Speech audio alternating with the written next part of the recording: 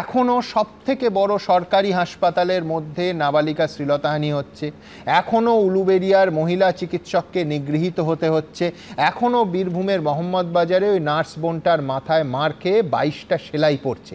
অর্থাৎ রোগী, ডাক্তারবাবু, নার্স, সরকারি হাসপাতালে কেউ নিরাপদ নয়। তাহলে তো তোমাদের গোটা আন্দোলনটাই ব্যর্থ হয়েছে, মানবে অনিকেত? না, আন্দোলন ব্যর্থ হয়েছে কথা আমি মনে করি না। কেন মনে করি না? খুব সুন্দর একটা প্রশ্ন করেছেন সুমনদা। যে জায়গা থেকে বলতে চাই, আমি একজন মানুষ হিসেবে, একজন চিকিৎসক হিসেবে আমার সহপাঠীর উপর যদি কোনো ঘটনা ঘটে, তার জায়গা থেকে প্রতিবাদ করা একজন মানুষ হিসেবে আমার কর্তব্য। কারণ এই মানুষ হিসেবে আমি আমার মনুষ্যত্বের প্রকাশ ঘটাই সেখানে।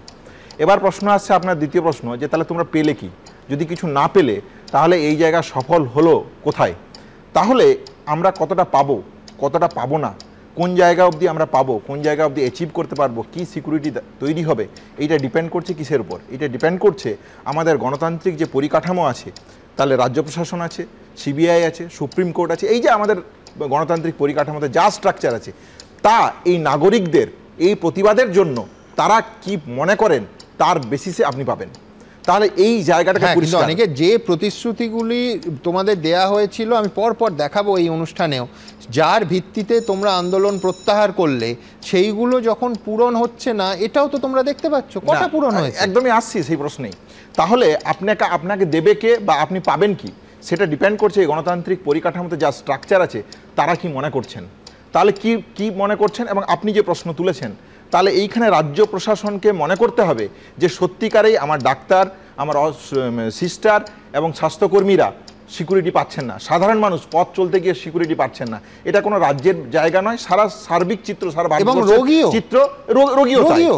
তাহলে সারা স্বাস্থ্য ব্যবস্থাকে যদি এক করে দেখতে হয়, তাহলে কোথাও সুরক্ষিত নেই। কাল দক্ষিণেশ্বর, বিভিন্ন জায়গায় হাজার আলোচনার উদাহরণ আপনি নিশ্চয়ই ভাবো না। এই মেয়েটি যদি, এই ছেলে লোকটি ধরা না পড়তো, এই মেয়েটি তো বলতো যে পোশাকের বিবরণ দিত, তাতে এফআইআর হতো এগেইনস্ট আননোন, এবং তার পরিচয় ডাক্তার, এটা সবাই মনে করতো ডাক্তারের পোশাক পরেছিল এই লোকটি। একদম তাই। তাহলে এই যে জায়গাটাকে, এবং খুব সুন্দরভাবে বলছিলেন আমার আগের বক্তা, যে ইন্ডিভিজুয়াল সিকিউরিটি দেবো কিভাবে বা থাকবে কিভাবে, তাহলে সমস্যার জায়গাটা কোথায়? সমস্যার জায়গাটা এক হচ্ছে সদিচ্ছার জায়গা, এবং এই ব্যক্তি এরা সাহস পাচ্ছে কি করে এই ধরনের কাজ করার জন্য। নাগরিক হিসেবে আমার উদ্দেশ্য বা যা থাকবে তার প্রতিবাদ করা আমার কর্তব্য থাকবে।